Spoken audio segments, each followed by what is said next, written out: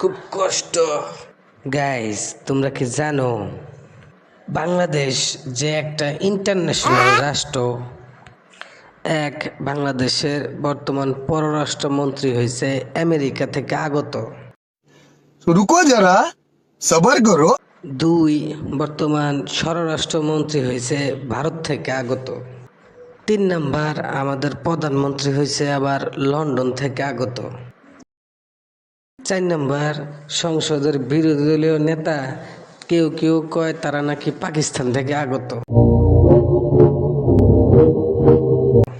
আর এই দেশের জনগণ সব শালারা কেউ আর্জেন্টিনা আর কেউ ব্রাজিল থেকে আগত। আর এই দেশ নিয়ে ভাবতে ভাবতে আমার হাগা গেছে কষা হইয়া।